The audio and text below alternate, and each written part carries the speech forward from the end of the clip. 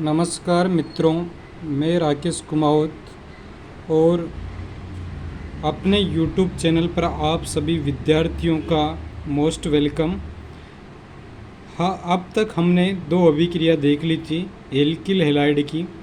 आज हम तीसरी अभिक्रिया के बारे में बताने वाले हैं।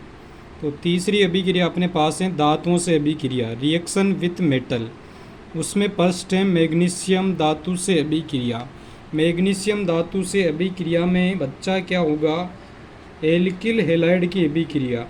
एल्किल हैलाइड बोले तो आर एक्स बोले तो CH3CH2Br एथिल ब्रोमाइड की अभिक्रिया अगर मैग्नीशियम धातु से शुष्क ईथर की उपस्थिति में कराई जाए, शुष्क ईथर मीन्स ड्राई ईथर, शुष्क ईथर की उपस्थिति में कराई जाए तो एथिल मैग्नीशियम ब्रोमाइड का निर्माण होता है, अर्थात RMgX का निर्माण होता है। ऐसा इसलिए होता है क्योंकि मैग्नीशियम की संयोजकता 2 होती है। मैग्नीशियम की संयोजकता 2 होती है तो मैग्नीशियम क्या करेगा, एक तरफ तो एल्किल ग्रुप से जुड़ेगा और दूसरी तरफ हैलाइड से जुड़ेगा। तो इसी को बोलते हैं ग्रिग्नार अभिक्रमक। क्या बोलते हैं इसको, ग्रिग्नार रिएजेंट। क्या बोलते हैं, ग्रिग्नार अभिक्रमक। RMgX को ग्रिग्नार अभिक्रमक कहा जाता है। क्या कहा जाता है बच्चों, ग्रिग्नार अभिक्रमक। अब जो ये ग्रिग्नार अभिक्रमक बना RMgX, R कोई सा भी एल्किल ग्रुप हो सकता है।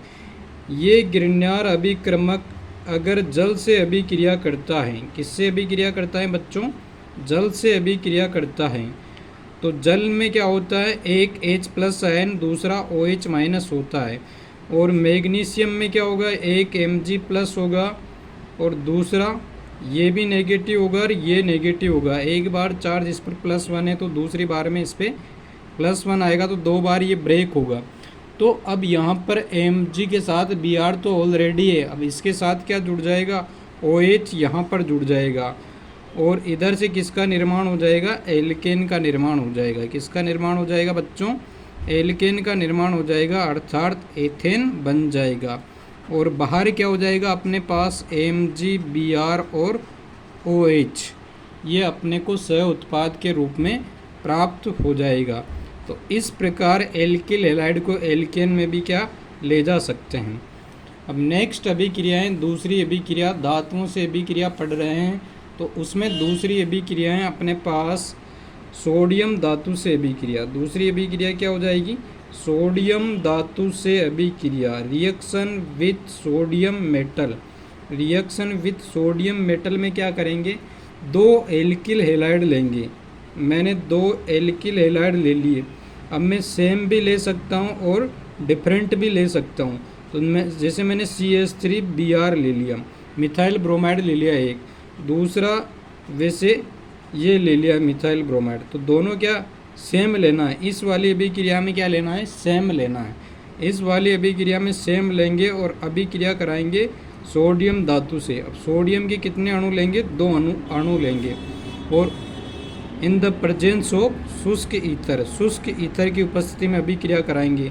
तो क्या होगा, 2NaBr अपने पास बाहर निकल जाएगा और यहाँ पर अपने को क्या मिल जाएगा, एथेन मिल जाएगा। तो ये अभिक्रिया कार्बन चेन बढ़ाने के काम आती है। ये अभिक्रिया कार्बन चेन बढ़ाने के काम आती है क्योंकि यहाँ एल्किल हैलाइड 1 कार्बन का है, जबकि जो उत्पाद बना है वह 2 कार्बन का है। इस वजह से ये अभिक्रिया कार्बन श्रृंखला बढ़ाने के काम आती है। अब इस अभिक्रिया को वुड्स अभिक्रिया के नाम से भी जाना जाता है। कौन सी अभिक्रिया, वुड्स अभिक्रिया। तो नेम रिएक्शन में डायरेक्ट क्वेश्चन पूछ लिया जाता है, राइट द नेम रिएक्शन में पूछा जाता है Wurtz reaction, Wurtz Fittig reaction और फिटिंग रिएक्शन। तो फर्स्ट हो गए अपने पास वुड्स रिएक्शन। वुड्स रिएक्शन में क्या होंगे, दोनों एल्किल हैलाइड होंगे। अब सोडियम धातु से ही दूसरी अभिक्रिया है वुड्स फिटिंग रिएक्शन। कौन सी, वुड्स फिटिंग रिएक्शन। तो वुड्स फिटिंग रिएक्शन में क्या होगा, एक तो अपने पास एल्किल हैलाइड होगा और दूसरा होगा एरिल हैलाइड। क्या होगा, एक तो एल्किल हैलाइड हो जाएगा और दूसरा एरिल हैलाइड हो जाएगा। तो ये अपने पास एल्किल हैलाइड बोले तो मिथाइल ब्रोमाइड। और एरिल हैलाइड की बात करूँगा तो एरिल हैलाइड सिंपल ब्रोमोबेंजीन। इसकी अभिक्रिया सोडियम धातु से शुष्क ईथर की उपस्थिति में अगर कराई जाए तो यहाँ से 2NaBr बाहर हो जाता है, और जो ये एल्किल समूह है ये बेंजीन रिंग पर अटैच हो जाता है। किस पर अटैच हो जाता है बेटा जी? बेंजीन रिंग पर अटैच हो जाता है, जिससे टोलुविन का निर्माण होता है। किसका निर्माण? टोलुविन का। तो टोलुविन को सामान्य नाम पद्धति में मेथिल बेंजीन भी कहा जाता है। क्या कहते हैं? मेथिल बेंजीन भी कहा जाता है। समझ में आ रही है बात? अब नेक्स्ट अभिक्रियाएं इसी में वुड्स हो गई, वुड्स फिटिंग हो गई। वुड्स का मतलब है दोनों एल्किल हैलाइड, और वुड्स फिटिंग का मतलब है एक एल्किल हैलाइड और दूसरा एरिल हैलाइड। अब बात करेंगे फिटिंग अभिक्रिया की। किसकी? फिटिंग अभिक्रिया की। तो फिटिंग अभिक्रिया में क्या होगा? फिटिंग अभिक्रिया में दोनों अपने को क्या लेने पड़ेंगे? दोनों एरिल हैलाइड लेने पड़ेंगे। क्या लेने पड़ेंगे? दोनों एरिल हैलाइड लेने पड़ेंगे। तो इधर देखो ध्यान से, फिटिंग अभिक्रिया में ये अपने पास एक एरिल हैलाइड हो गया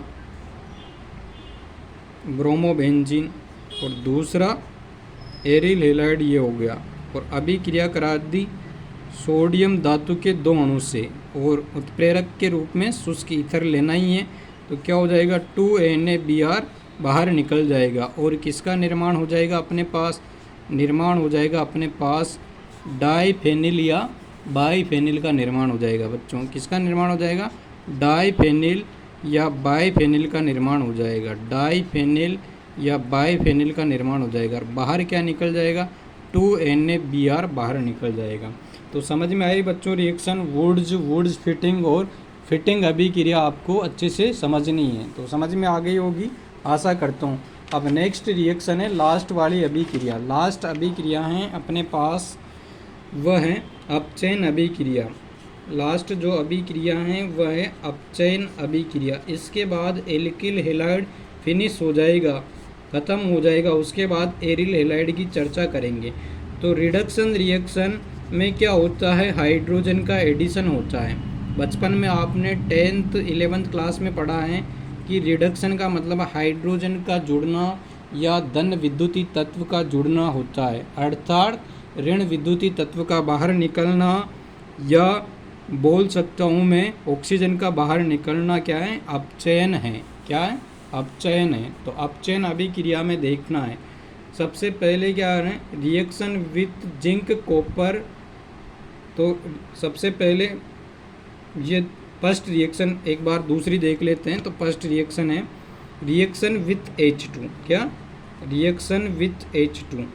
H2 से अभिक्रिया, H2 मतलब हाइड्रोजन का जोड़ना। तो एल्किल हैलाइड CH3CH2Br की अभिक्रिया अगर H2 से उत्प्रेरक अपचयन के उत्प्रेरक कौन कौन से? NiPtPd। क्या है? निकल, प्लेटिनम और बेरिलियम, ये अपचयन के उत्प्रेरक है। और टेम्परेचर रखना है 5 to 5 केल्विन। 525 केल्विन ताप पर अगर कराई जाए तो क्या होगा? हाइड्रोजन जुड़ेगा। तो एक हाइड्रोजन इसके पास आ जाएगा और एक हाइड्रोजन Br लेके बाहर हो जाएगा। तो इससे एल्केन अर्थात एथेन का निर्माण होगा, और बाहर क्या निकल जाएगा? HBr बाहर निकल जाएगा। समझ में आ रही है बात? तो ये अभिक्रिया हो गई अपचयन। अपचयन अभिक्रिया मतलब हाइड्रोजन का जुड़ना, हाइड्रोजन जुड़ गया। अब दूसरी अभिक्रिया है अपने पास reaction with zinc copper couple. तो जिंक कॉपर युग्म द्वारा अपचयन। पहला अपचयन तो किसके द्वारा हो गया? NiPtPd। तो इसको बोलते हैं उत्प्रेरकीय अपचयन। क्या? उत्प्रेरकीय अपचयन या धात्विक अपचयन, क्योंकि ये सब क्या है? धातु है। धात्विक अपचयन। धात्विक अपचयन में क्या होगा? NiPt और Pd कैटेलिस्ट अर्थात उत्प्रेरक के रूप में होंगे। अब जिंक कॉपर युग्म द्वारा अपचयन देखेंगे। तो जिंक कॉपर द्वारा अपचयन में सेम चीज़ें, एल्किल हैलाइड लेना है, तो एल्किल हैलाइड मैंने ले लिया ब्रोमो एथेन। ब्रोमो एथेन की अभिक्रिया H2 से करा दी और उत्प्रेरक के रूप में जिंक कॉपर है या सोडियम अमलगम भी ले सकते हैं। क्या ले सकते हैं? सोडियम अमलगम भी ले सकते हैं। या तो जिंक कॉपर लेना है या सोडियम अमलगम। सोडियम अमलगम का मतलब है कि जो सोडियम धातु है वो मरकरी में डिजोल है। तो मरकरी रूम टेम्परेचर पे क्या होता है? लिक्विड अवस्था में होता है, द्रव अवस्था में होता है। तो सेम टाइप से रिएक्शन होगी। यहाँ हाइड्रोजन जुड़ेगा और यहाँ से जो ऋण विद्युतीय तत्व हैं वो हाइड्रोजन लेके बाहर हो जाएगा। तो इससे भी एथेन का निर्माण होगा, इससे भी एथेन का निर्माण हो जाएगा और सह उत्पाद के रूप में क्या HBr बाहर निकल जाएगा। समझ में आ गई बात?